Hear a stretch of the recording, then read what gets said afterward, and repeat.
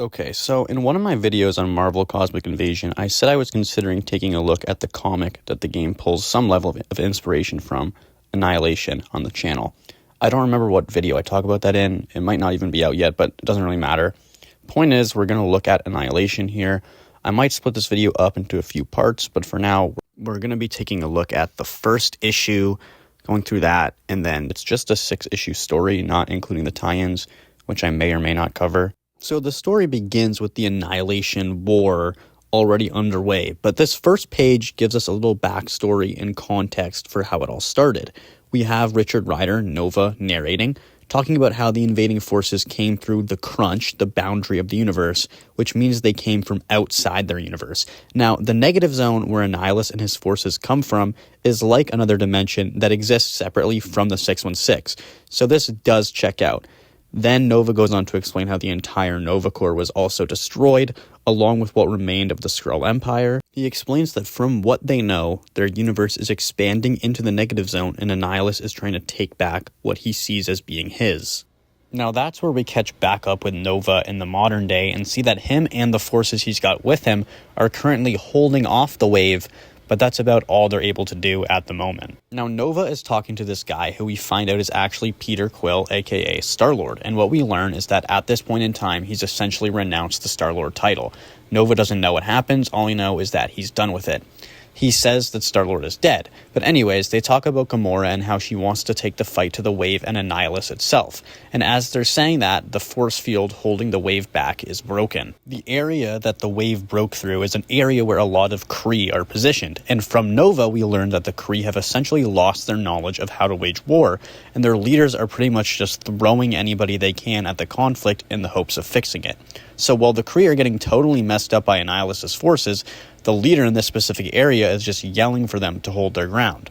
But what we do learn is that Ronan the Accuser was there at that specific area. And for those of you who've only really watched the movies, you'll probably think that's not really that big of a deal. But I promise Ronan is actually pretty damn cool, especially in this story. So Ronan confronts this Kree leader guy about not pulling his forces out, and when the guy starts mouthing off, Ronan essentially just relieves him of his duties.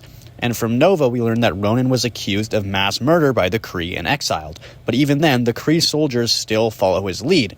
And now, thanks to Ronan's intervention, the Kree positions suffered the least amount of casualties out of any of them. So as Nova and all their forces are pulling out of this fight, we learn that they've been adjusting as they've gone on for the past 6 months. Every loss they took, they adjusted, and after they got pinned from the sky, they adjusted to that too. So now they have Firelord, Redshift, and Stardust, 3 of Galactus' former heralds, covering them from the sky. And these guys are massively heavy hitters for their forces. They're able to fight off waves of the army on their own. And Nova notes that there's a rumor that Annihilus made their capture a priority and that he's already captured former heralds of Galactus, and that is something that we will touch on again later on. Now, as they're pulling out, Nova decides he's going to stay behind to help the forces because, as he says, he can't be leading from the rear. So this is where we catch up with Drax for the first time, and Nova's talking about Drax, and he's saying that Drax is the one who instilled that idea of not being able to lead from the rear into him, and he's the one who crushed the boy, Richard Rider, to make room for the man, Nova, that he needed to be for this war. So Nova pulls Drax out of a large number of the Annihilation wave, and as they're flying away, Drax is telling him essentially that, hey, the wave is catching up to our wounded. Either you lose hundreds or you lose thousands. And initially we don't know exactly what he's talking about, but Nova does, and so he makes the difficult call.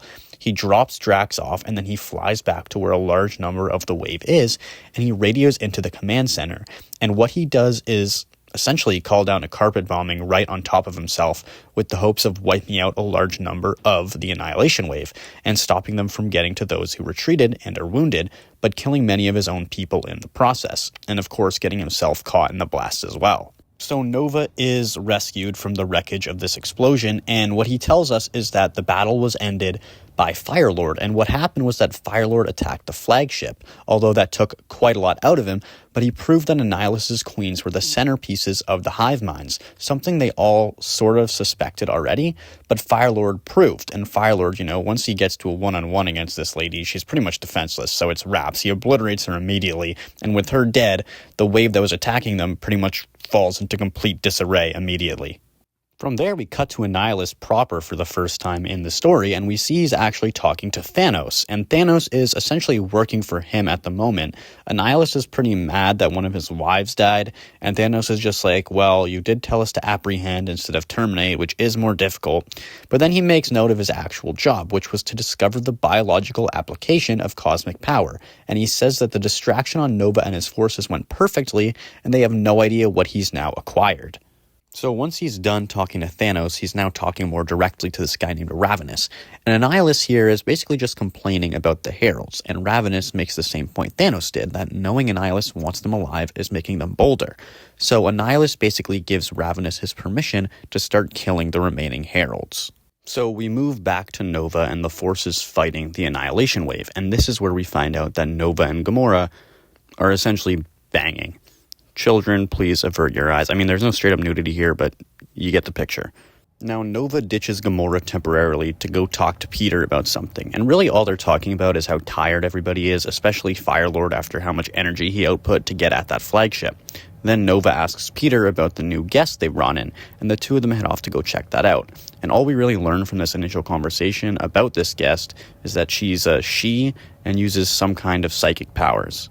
So we cut from one page to this conversation between Drax and his companion Cammy, and she's bored. She wants to go out and do more fighting. But what we learn from this conversation is actually pretty important, because the two of them essentially confirm that the only reason Drax is taking part in this whole war is to get at Thanos and ultimately kill him. And we know from earlier that Thanos is a part of this conflict, and I promise you this will come back up later in the story.